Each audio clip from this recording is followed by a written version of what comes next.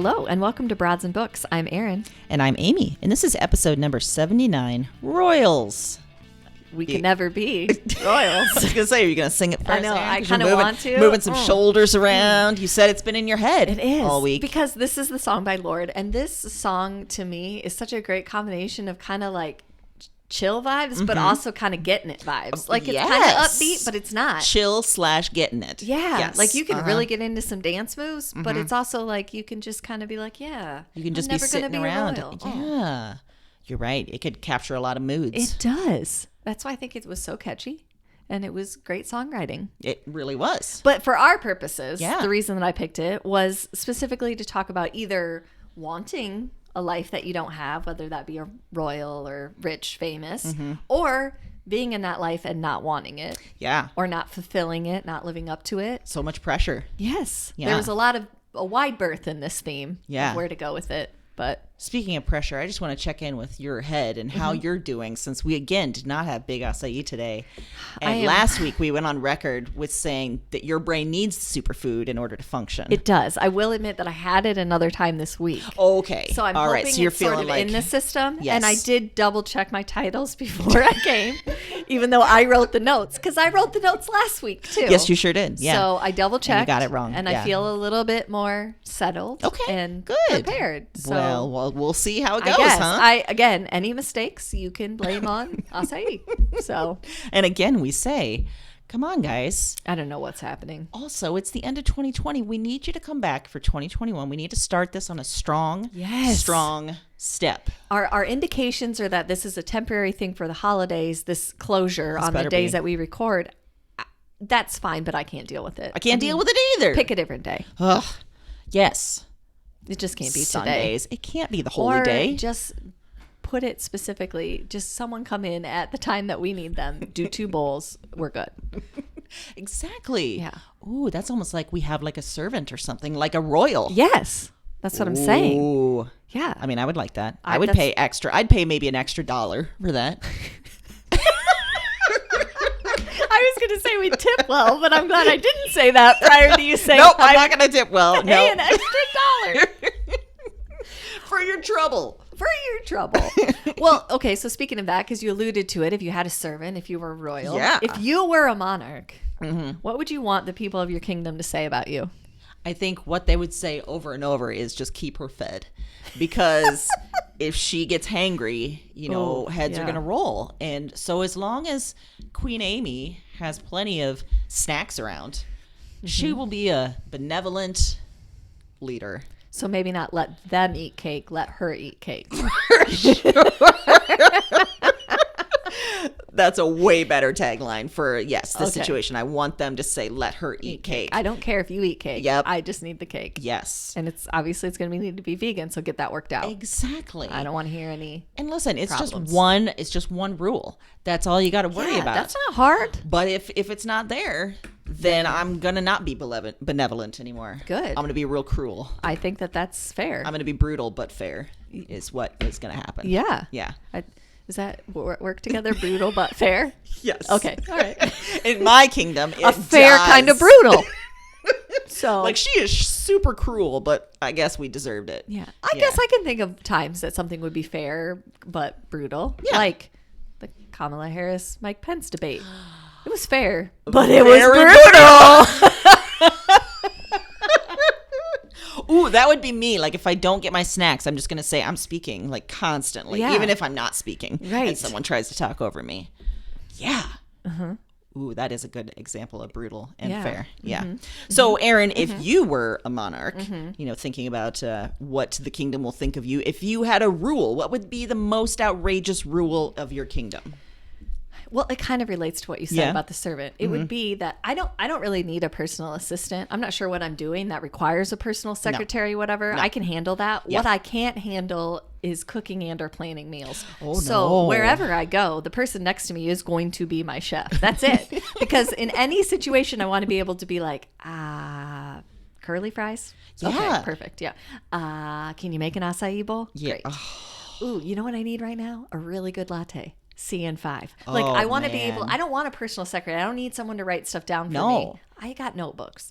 I need someone that can deliver the goods. Man. So ours are kind of related. They are related. I feel like. Are we going to have like co-kingdoms where it's just basically food-based? I mean, you've talked about your cults and your religions being food-based. Yeah. We are on the message. Same principle. This would be the same principle. Look, if you as long as you invite her chef, she'll come. Yeah. Ooh, this is going to have to be a really good chef too, like on point, like immediately whatever you want, able to make it, able to kill it. I also like the idea of having a rotating set of chefs, like so that they get time off because I run a tight ship and a tough schedule. Yeah, you do. So they need some time off. Yeah, that's fair. Yeah. But also because I would pick them so that they're proficient in different things. Like, this one's really good at Indian food. Yeah. This one's terrific at acai bowls. Yeah. This one's a fantastic pastry maker. So that I could rotate, like, I could have different weeks of. And depending on your current cravings. Exactly. Yeah. Ooh, this is going to be good. I mean, what else do you need? Could you then turn that into a reality competition show where people are competing to be able to be part of your chef rotation? Who wants to be the queen chef? Yes. Ooh. Yes, and I get to decide on the competitions, and you and I are judges, and we judge based on food, but also how you handle yourself under pressure. For sure, you're going to need to be cool under pressure. Right. Surprise, we're at a place that has very limited ingredients, but I need, for my brains, an acai bowl. What do you do? And that's a lot of pressure. Because... And don't you dare squeeze one of those packets from a grocery store in a bowl and throw some strawberries on it. Man. Because I will lose it. Yes. I will lose it. We were talking about that earlier because, my partner was like, hey, can't you just use some stuff from, the store? And I'm like, no, you don't get it. No. And I tried. I tried. I went down that road. Yeah. And I don't know what they do at acai bowl that they add to it, but it's delightful. I don't care if they put high fructose corn syrup in there. Just pour it in there. I don't care if it is pure sugar. It is delightful. I hope they just have a vat of corn syrup and just pour it in there. Dip it in there and then put it in the bowl. That works fine for me. Yeah, that's fine. I mean, it works. It makes our brains work. Yes. Okay, well... taking a step back and saying that you weren't the actual monarch, would you ever date, marry, be in a relationship with someone that had ties to a royal or prestigious family? I would say before watching The Crown, maybe. But after watching The Crown, hell no. No. And the reason is because maybe that person that you're in a relationship is fine. It's great. Maybe you have a good relationship. Once that family gets involved, it's like a cult. Yeah. You're going to have to follow some strict behavioral rules in order to stick around and to have your sanity. And I don't know if I can do that. Yeah, good point. I mean, even if they have a rotating chef on standby. Yeah. I don't know. I don't know if it's going to outweigh the situations that you're going to be put in. No. Mm-hmm. So, I'm going to say a big negatory on that one. Yeah. I think that's wise. Yeah. Yeah. So don't come at me, princes or princesses. I'm not available. You got that? For some reason, I thought of the princess from Super Mario Brothers, Princess Peach. No. Don't come at me, Princess Peach. Don't do it. Don't do it. I don't want anything to do with your peaches. Oh, well, Erin, let's say you found out that, oh my goodness, you are related to the monarch of another country. Uh-huh. And, oh my goodness, the rule is going to pass to you. Would you accept? Would you relocate? Would you take it on? No. Why not? I'm going to ask for the King Edward deal. I'm abdicating, but I still want the money. I want the allowance. But I'm out. Like, I don't know enough about your country. You don't need me running things. I don't need that kind of pressure. No. I mean, okay, maybe if I get the chef thing, I'll try it for like a month. But no, I don't think so. I think I just want the money. Yeah. And then I'm just going to keep living my life because he seemed to have a pretty great deal. I mean, he really did. Okay, I mean, he was on the outs with his family. And he did get involved with Nazis, but you don't have to do that. No, you could go a different route. Yeah, I would. I probably skip the Nazi involvement. Yep, that's sound. That whole estrangement from the family. I think he could have worked that a little better. I think he was a little bit, he kind of egged that on perhaps by some of the things he did. Man, but we were talking about that earlier. Like all of the royals just seem like assholes. So yeah. You wouldn't want to be part of that. Just take that money. Yeah. And still be a good person. Money, I'm going to do my thing. Yeah. That's what I think. Also, it just seems like none of them are happy. No. They're all miserable, entitled pricks. Yeah. And I think that has to be a direct reflection of this pressure of power and to perform and to keep up this image. Because like we were talking about earlier, I mean, the monarchy exists because people allow it. Yes. I mean, it's solely based on that. Yeah. I mean, so it is so strange that we still have it in today's modern world, that it still exists, it and that is. it's in any way involved in government, even as a side sort of thing. It feels like a house of cards. It really does. So I would imagine that everything feels like the misstep that could cause the destruction. Yes. And I can't live under that kind of pressure because I'm going to make some missteps. You're going to make a lot of missteps. And I don't really want to have to apologize for them. Yeah. And if I don't get enough food, I'm going to make so many missteps. Yes. And I'm going to blame you because I'm going to say, I told you that there was one clear rule. So, sorry. Where's my damn curly fries and big acai? I didn't mean to say that the tax rate was 66%, but I didn't eat. So I put in a 6 instead of a 0. That's true. We're going to constantly mess things up. Yeah. And if they stack my day with meetings, I can't handle that. I don't want to talk to leaders of state.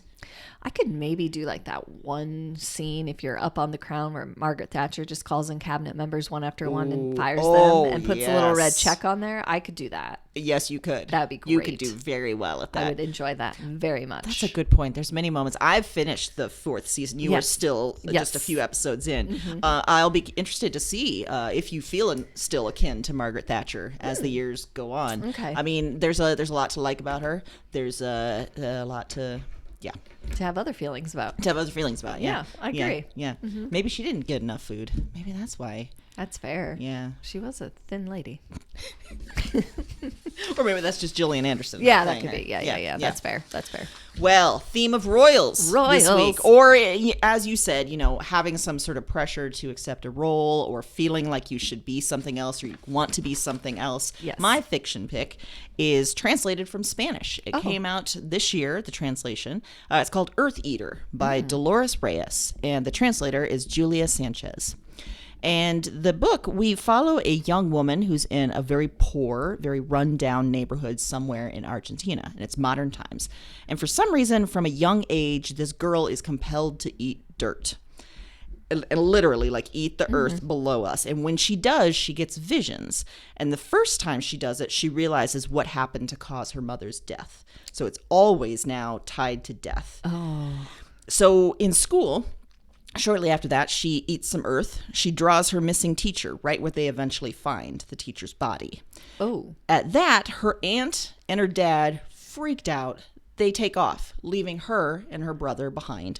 And she drops out of school. She focuses on drinking beer and playing games because she doesn't want to deal with this weird thing that she's got. But word is getting around that this young woman, can see visions. So people start bringing her jars of dirt.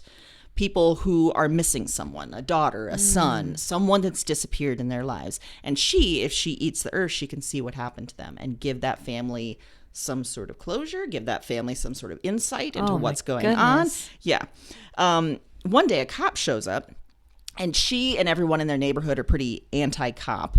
But he needs help finding someone. And this sets off sort of a chain reaction of stuff that then pulls you through the rest of the book. And I chose it for this theme because she's got this power that, could conceivably put her above a lot of people. But she's kind of reluctant. She doesn't necessarily want to help people. She doesn't want to have this weird thing that drives away her family and friends. And she doesn't want to have, she describes when she eats earth, the aches and pains that her body has with trying to digest it, but still it being there. And it's super weird and visceral. She kind of wishes she could be someone else and has dreams about it. But if there's any pressure to be something, she has pretty few options anyway. She's growing up poor in this neighborhood in a place where a lot of women are killed. So the jars of dirt just keep coming. This is a very quick read. I think I finished this in one day. It's under 200 pages. It's very visceral. You're going to... I like that there's sort of a thriller aspect to it because you're propelled along with she has this ability to really solve what's going on and to solve crimes. But then there's this reluctant side of that as well that I really liked it for this theme. I like the idea. It reminds me of, sometimes it's really easy to look at something and say, oh, what a gift. But we never look at the razor sharp edge sometimes on the other side of gifts or special skills, which I think is so related to this topic because we could see some of these people that maybe have power as you're gifted, but that's a lot of responsibility, it's a lot of pressure, it's a lot of everything.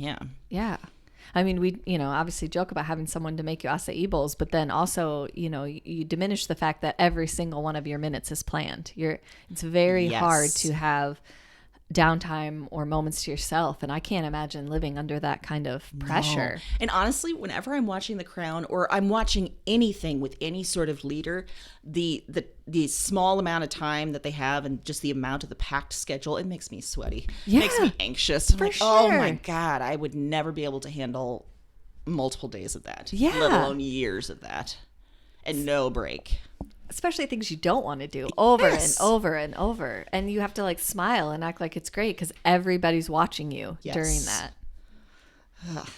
Leadership sounds terrible. Just give me the money, like you said. I'm out.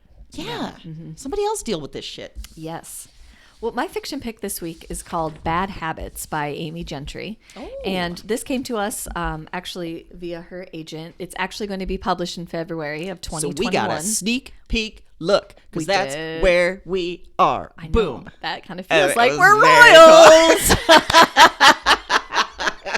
She has written a couple other books, but this I tore through. I'm telling you right now, it is worth the pre-order. You should do it. It's a kind of a psychological thriller. The author herself, Amy Gentry, she has a PhD in English from Chicago University, but she lives in Austin, Texas.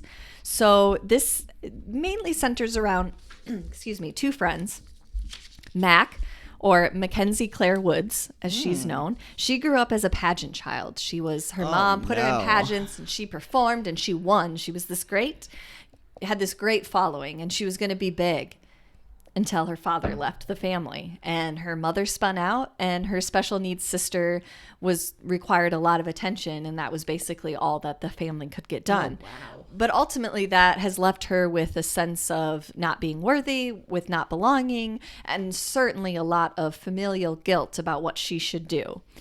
So as she's growing up, in her sophomore year of high school, she meets Gwen, who is the exact opposite of Max. She has everything. She's beautiful. She's smart. Her parents are wealthy, so they have all the connections. So everything's sort of just fallen in her lap. But they become great friends, and they go through high school together. And at the point when they're going to go to college, of course, Gwen gets a great college bid because her parents are connected, and Mackenzie not so much. So they go to undergrad separately, but they meet up again to go to grad school, and they both get into a program. Gwen basically again because not that she isn't smart, she was very accomplished, but with the family connections, Mac had to work really hard, and they end up in a grad situation called The Program. Oh. And it is very intense, very intellectual. It's going to be unlike anything either of them have experienced. But they move in together. They're going to share rent duties, and they're going to try and work this out. Well, now Mac, with the background she has, she's going to have a job. Gwen, of course, doesn't. So right away, it sets up this terrible cycle for Mac of trying to earn money, trying to keep up with the reading, trying to write papers, trying to do all this. And in the meantime, they get caught up in this very weird atmosphere with these professors and these doctorates of people who run the program, who seem to almost be using the students as their own kind of like guinea pigs in their own future endeavors and their own books and their own writing. And they get caught up in this needing to be wanted, needing to be the one, the chosen one. So the story goes back and forth between present day, where you learn that for some reason they grew apart and they have met each other at a conference in 2021. They happen to run into each other at a bar. Mac now calls herself Claire, her middle name, and Gwen is there, and you can tell that they haven't seen each other for quite a few years, but you don't know exactly what happened. So we're going back and forth between the hotel conference and what happened in the program. So you kind of realize early on it's not a story of like happy friendship reunited, but more a story of how much one can lose themselves when they're trying to keep up with something so vastly different, when they have this need to be accepted, this need to be something that they're not by nature, how much they're willing to sacrifice to get there. And I picked it for this theme this week because, first of all, it's a great read. It's gripping. It's a really good thriller and has very intriguing characters. But also because it's all about pretending to be something you're not, or striving to be something that your roots didn't allow you to be. Thinking kind of that the grass is greener on the other side. You know, if I had all of this, it would be fine. Mac's kind of always in that mode of like, oh, if I had Gwen's money, all the things I could do. And Gwen doesn't totally ever seem to understand where Mac's come from and the sacrifices she's had to make. She doesn't totally understand her family situation. So they're both kind of trying to fulfill this role, but coming from two different places to do it. Really interesting. The writing is terrific. I highly recommend her as an author. I highly recommend this book. It's got a terrific ending. It is twisty and weird, and you feel kind of caught up in it too. And you can see some very real life relatability sometimes in higher education. Yeah, for sure. You know, getting sort of caught up in that this is the only thing that exists and matters. And there's some other people in the program that come and go that are kind of trying to put that out there. Like, hey, this isn't the end all be all. Yeah. Like, these people aren't gods. Like, they're professors and doctors. You can disagree with them. Yeah. You can go your own way. But when you're in it, you don't see that as anything else. The goal is to become one of them, Yes. to have the power, to be the royal on campus. Yeah. So... Ooh, the program, how ominous too. I know, right? Yeah. The program. Yeah.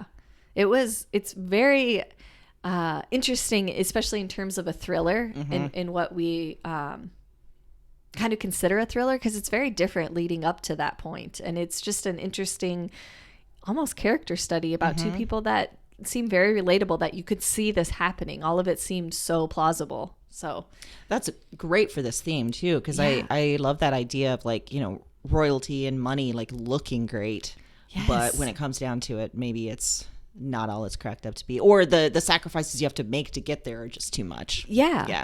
And some people are willing to do that, and some people aren't. It's very it has a lot to say. I think a lot of other things to say. So I will not be surprised if it gets a lot of buzz and a lot of praise, because it's definitely worth it. And you got a sneak peek. That's right.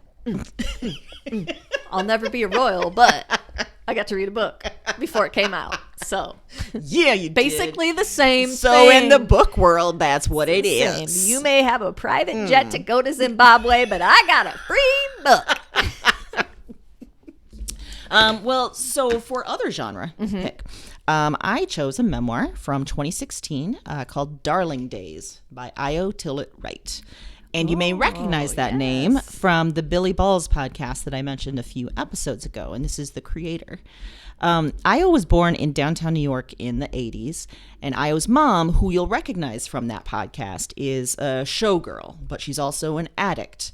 And she's also just scary as F. I mean, she is fierce. She loves hard. She hates hard. When Io was born, they are barely hanging on in one of the most rundown sections of the city. And Dad is around, but he's also not around.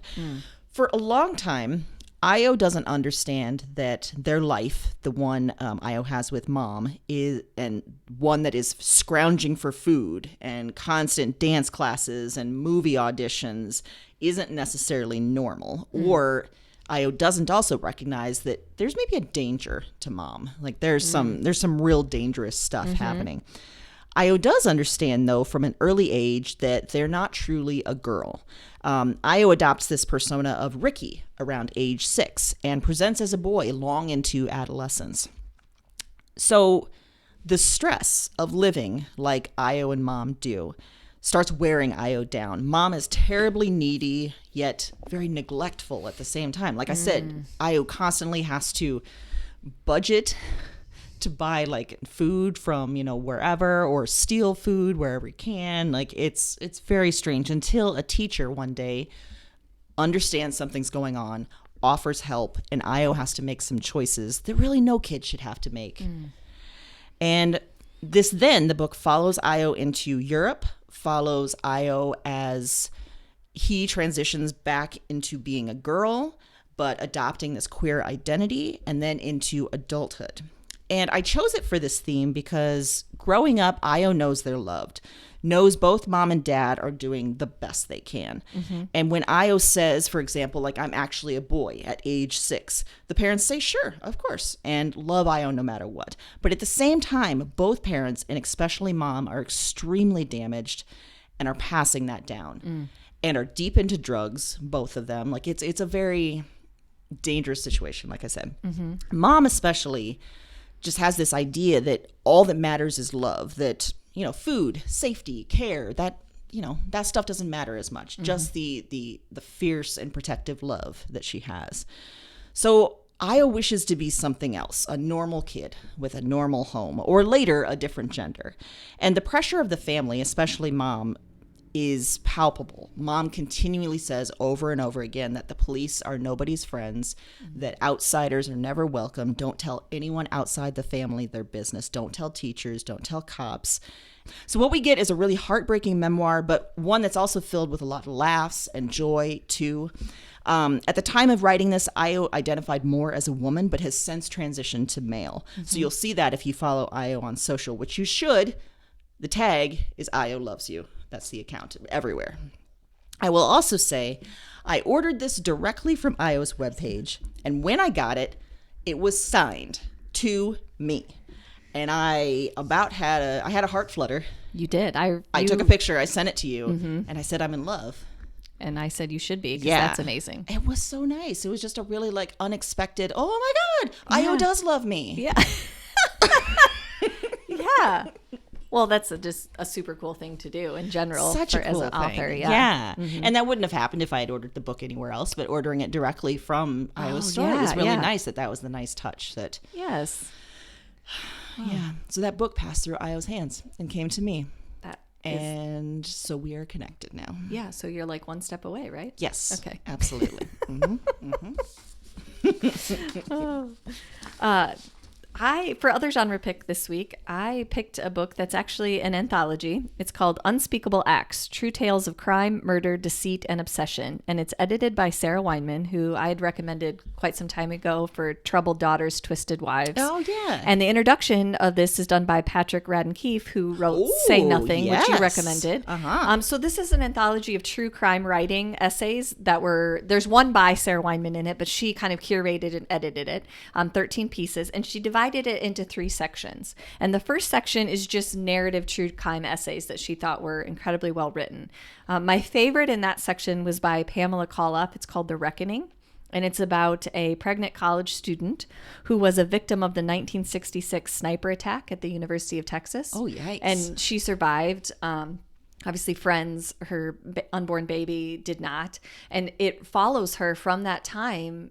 The author of the article does this amazing job of taking you all the way through her life today. Wow. And it is such an interesting look at a mass shooting situation, at how much damage is done that we don't see after the fact. And particularly at this time, that was not something that was talked about. So she specifically speaks a lot about going back to the University of Texas and feeling like it was very clear that the directive was don't talk about it.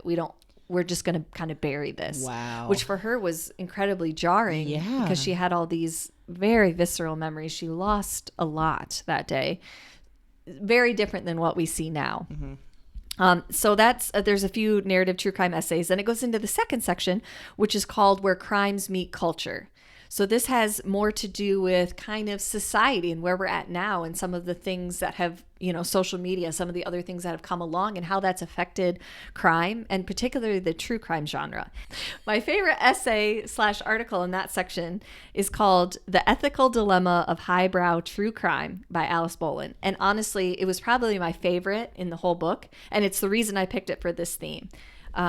She really delves into this idea that as true crime became really popular, there seemed to be this thing that emerged that there's highbrow true crime, and then there's the true crime of ID and oxygen and all the crazy true crime stories. Okay. And so there seemed to be this thing that people wanted to separate themselves, oh no, I do highbrow true crime. It's like literary fiction versus fiction or something. And so she's really challenging that, because she's saying really true crime is highbrow true crime is actually pretending to be something that it's not. Uh-huh. It's actually doing damage sometimes that people don't see because they think it's something else. So she talks a lot about the show Making a Murderer and how they sell that as a documentary, and she would kind of put that in the highbrow true crime, that they're trying to take you through procedurals and analysis of all this stuff.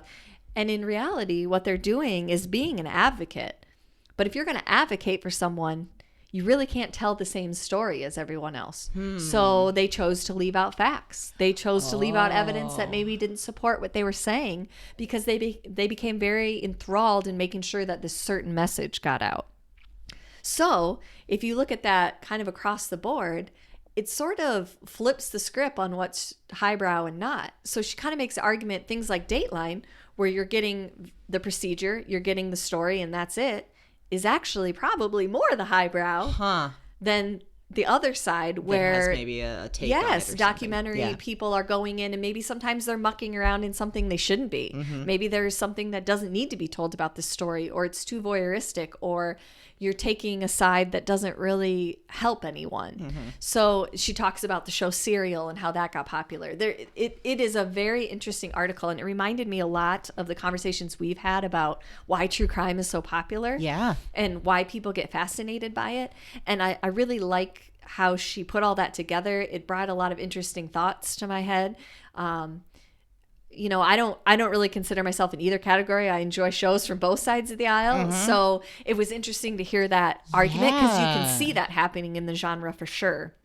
And I think overall is part of the reason I picked it for this theme, because it talks a lot about the idea that it's given us this power as viewers to feel like we're somehow involved in these stories. It's given a lot of people permission to go online and insert themselves in stories that they have no business being inserted in, or making victims or people related to the perpetrators' lives a lot worse, because they can get a hold of them.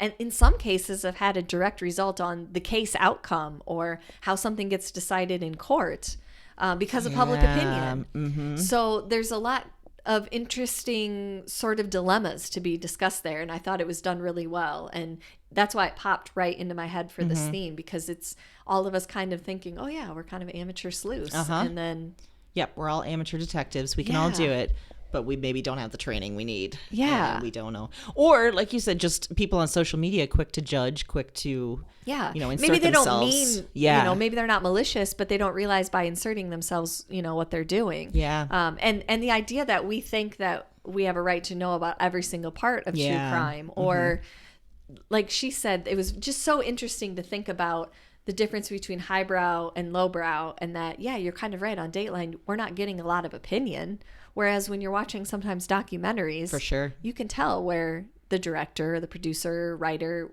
kind of skewed it where they wanted it to go. And in some ways, I feel like now I'm almost used to that, because if I don't feel like I know where the story is going, I'm almost frustrated. Like I want a story that tells me beginning, middle, end. And that's not how life is. That's not how true crime is. No.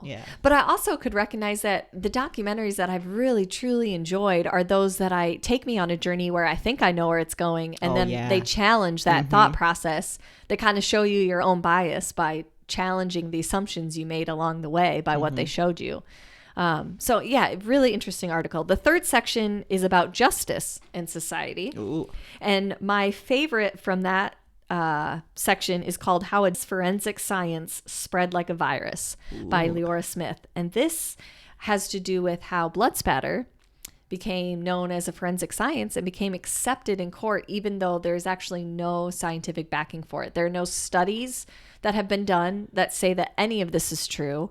There's no long-term studies to be able to say that this should be something that someone puts in a courtroom, but it happened so fast and so quickly, and it just took off, and no one really took the time to challenge it. The first case of it was in 1985, I think, and it just never got challenged from there. But when you really think about it, the article really challenged me to think, and I had heard that before, I think, that blood spatter is, but I started thinking about it, and I thought, that's so true, because okay, we all have different blood types, which we've learned can have a lot to do with a lot of things.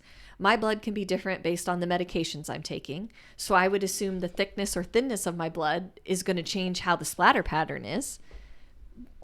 Just based on that alone, how could it be a precise science? Oh my God. Because you would never know what someone's, you don't generally know what medication they're on at that point when you bring in they're not taking all of that. That makes me so frustrated that, that these things that are held up as definitive. Yeah. And there's a lot of cases of it later being like, yeah, that's not true.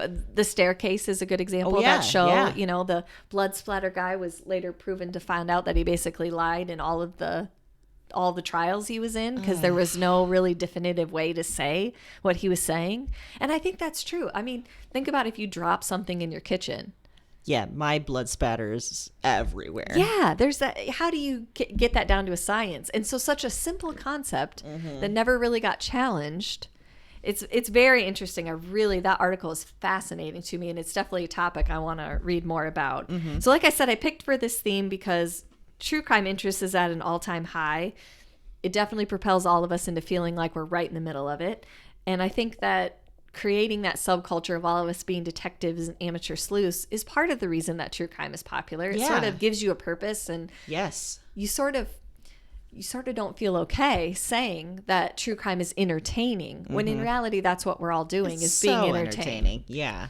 And even the word true crime, like these kinds of shows and everything have been around forever, but it feels like true crime has been a name only maybe in the last decade or something. Like we're naming it something to make ourselves feel better about it. Yeah. And she really delves into that too in the highbrow article about, you know, it's okay if it's just entertainment. Yeah. Like it doesn't need to have this altruistic purpose. And that's trying to be something that it's not. For sure. But we're sort of all making ourselves feel better by saying, you know. Listen, I know I'm not a detective. I'd be a terrible detective. Right. So I don't need to pretend I'm something I'm not. Exactly. It reminds me a way in what I always say about reality TV. Like there are people that like that and don't like that. Wherever you fall down, great.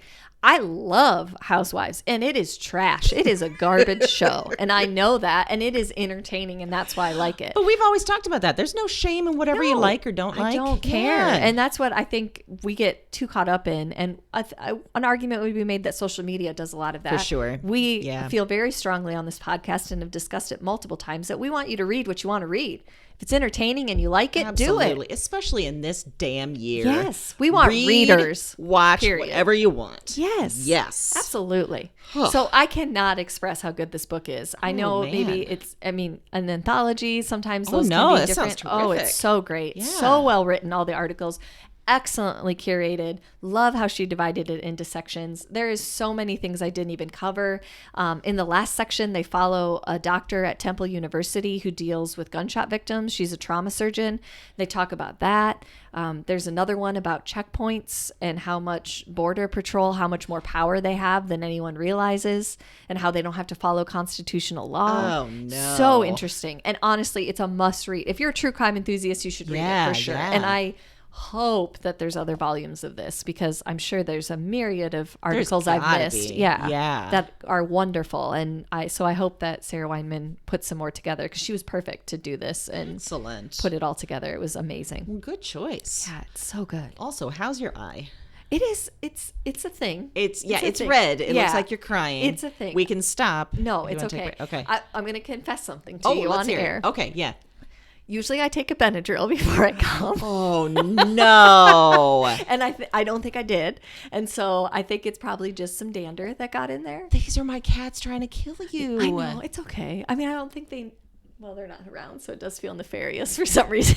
Oh, man. I'm trying to think if I have any. I don't have any Benadryl. No, it'll work itself out. It's fine. Okay. I could just tell because it's that kind of itchy. Like at first I thought something was on my contact, but no, it's just the, tingly, I mean, itchy. Ziggy did come right up to you today and then put his mouth on your bag as well as your phone. He did. And that was my mistake. I should have, Hey, not been inviting. He's the abuser here. Don't blame yourself. Well, don't let him get away with that. So, oh boy. Well, pop culture wise, I mean, it's actually kind of true crime, but it's a adaptation of it. Ooh. So this is a produced show based on an insane news story. It's called A Very English Scandal. From 2018. It's starring Hugh Grant. What? Yes. Oh, I love Hugh Grant. And you're going to love him in this. Okay. Hugh Grant, Ben Whishaw, among others. And it's a very short binge. It's 3 episodes of about an hour each. It's on Prime. Okay. Like I said, insane true story. Jeremy Thorpe, played by Hugh Grant, is an English politician. And when we meet him in the early 1960s, he's this very ambitious parliament member.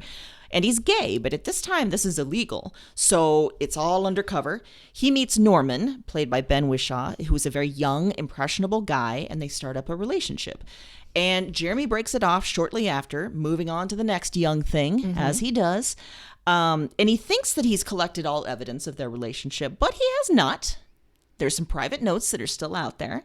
So then we follow the two of them over time. Jeremy Thorpe becomes the leader of the Liberal Party of Parliament in the late 60s. And Norman has some brief success as a model. But mostly, Norman feels betrayed and desperate by this whole affair. Okay. And he tries multiple times to put pressure on Jeremy, even blackmail him to get his due. Which is when Jeremy, to his friends, starts talking about killing Norman. To say... Again, leader of the Liberal Party. To say more would spoil some of the twists and turns. And there are a hell of a lot of them. Okay. Which are hilarious, cringy, shocking, and just incredible. Eventually, there's a very public trial in which Jeremy Thorpe is put on trial for conspiracy to murder. And it's a trial both in the press and courts, which becomes sort of a lightning rod for gay rights, because at this point, this is the 70s, homosexuality has been decriminalized, so it's out there, but yet there's this whole other element of potential murder. Right. So I chose it for this theme because Jeremy Thorpe, he's born into privilege. He's born into leadership. He's bound for important, famous things. There's a lot of pressure in that, but also incredible privilege. And Norman is a nobody. He's a stable boy when they meet. And their relationship is all about people who should be something else. Neither of them, by law, at the time they meet, should be gay. But when it comes down to it, Norman, because he's a nobody, he's going to bear the brunt of anything. He's going to bear the punishment. But over the course of the show, that switches back and forth, like who has the power in this situation. I mean, Hugh Grant is having a sort of moment. He was in this. He was in The Undoing recently. Yes. Here, he is funny. He is mean. He is nefarious. And as you watch, I want you to keep reminding yourself this is a true story. That's amazing. Yeah. Okay. I want you to go home and watch that. I'm excited. Okay. Yeah, I mean, I think for so long, Hugh Grant was just rom-com guy. Yeah. But increasingly, he's taken on these more and more complex roles. He's funny role. Like, I am such a huge fan now, right now, of what he's doing. I saw an interview with him and Seth Meyers. Yes. The Undoing. Yes. And my favorite part of that interview is when he said, yeah, this is the first show of mine that my wife's watched because she hated everything else I did. She hates rom-coms or whatever, so she's like, no, I don't want to see that. Also, him being interviewed is also a whole other character because he will say what he thinks. Yes. He also talks routinely about how he thinks he's terrible. Yes. I'm like, oh, buddy, you've got an inferiority complex. Come on now. No, like when Seth Meyers said, oh, my wife and I are watching it, we love it. And he's like, I highly doubt that, but okay. What? Like, no, literally everyone is watching the show. Like, literally, this is a thing, and everyone loves you. Yeah. You got to accept that. Yes. Yeah. There you go. Very English scandal. Good for him. I love it. Okay, well, for my pop culture pick this week, I'm recommending a podcast. Do you have the correct theme, or the correct title? I do, Okay, and I great. double-checked it. It's put out by Wondery. Okay. It's called Even the Rich. Ooh. And the hosts, Brooke Cyphrin and Arisha Skidmore Williams, tell stories of some of the greatest family dynasties in history. Ooh. So they give you some behind the scenes information. It's kind of a gossipy feel, but based in fact. So it's somewhat scripted. I mean, it's the two of them taking you through the stories, but it is fascinating. It's stuff that you're not just going to get by doing a basic, internet search on any of these things. So they've done it about the Murdochs, the Carters, as in Jay-Z and Beyonce. Oh, those Carters. Meghan Markle. Oh, my goodness. Princess Diana. The House of Versailles.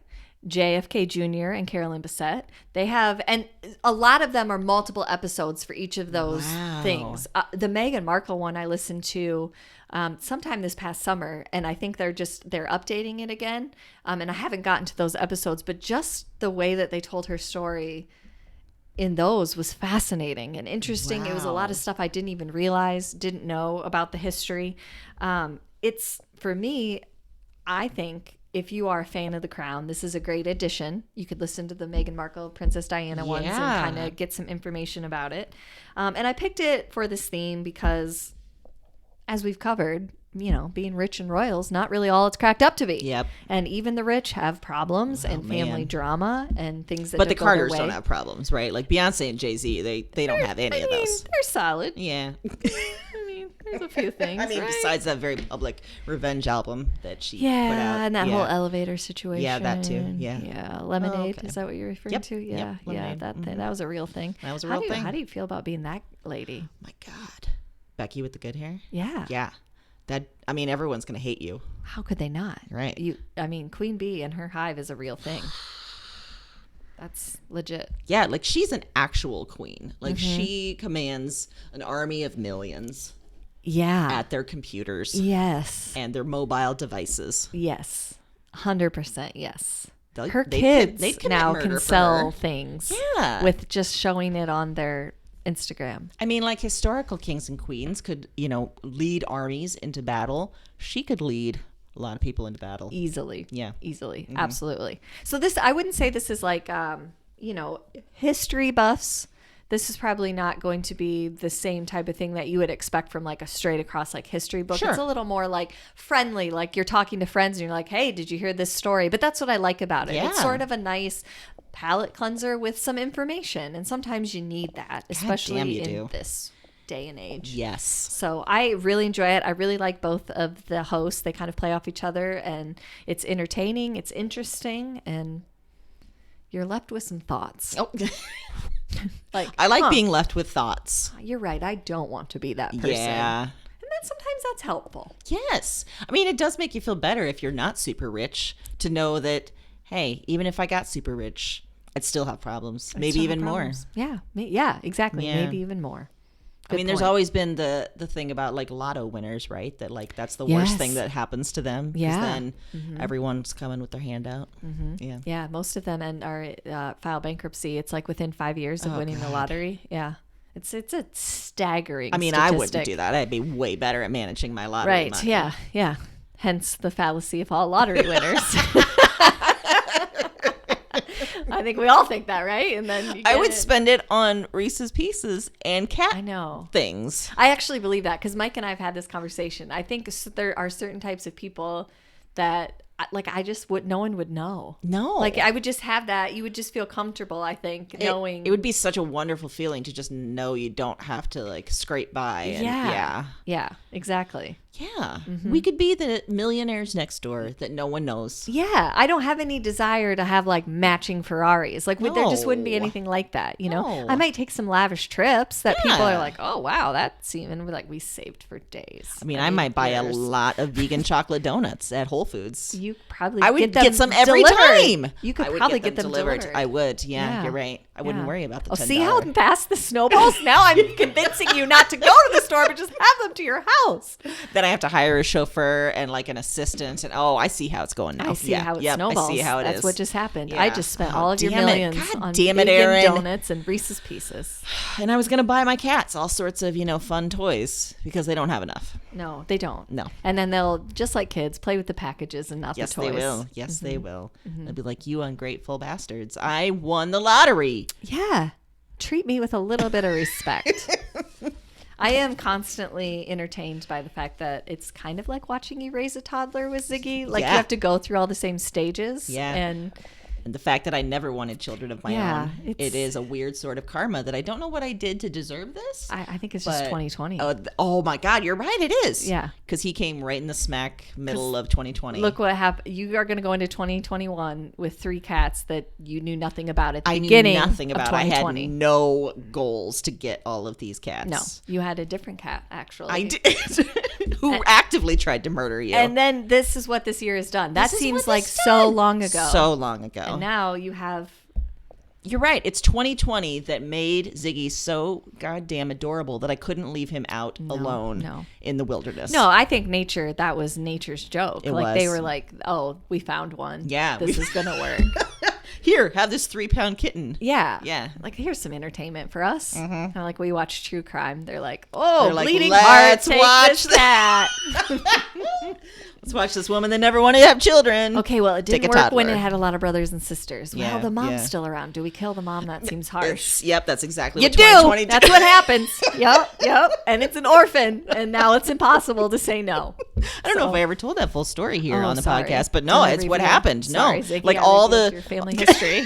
He knows his family history. Okay, good. But yeah, just a real quick thing. His sisters and brothers, they were all born feral. They disappeared one day. Then mom got hit by a car, and then Ziggy was just all alone. I had to bring him inside. Yeah. Except his deadbeat dad's still out there, and he comes hunting, or he comes around for food. Yeah. And we hope that Ziggy is really rubbing in his face when he comes. Yeah, like look what I got inside. Oh, you didn't want me, and now I have a house. You're And out it's in the warm. snow.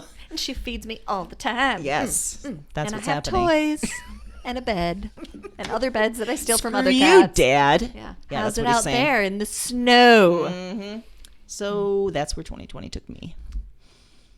And I think it's the natural conclusion of 2020, really. I mean, You're right, though. This has been a long year. good Lord. It has. And I know we still have another episode before the end of the year, but Jesus, Right? I'm done with it. I am too. Yeah. Oh, 2020, a bust. And you're about done with it because your eye is just getting real red. Oh, that's good. So I think that means we're almost near the end of the episode because Erin's got to leave It's true. and get an EpiPen. Yeah, probably. Mhm. But I'll be back next week with or without my eye.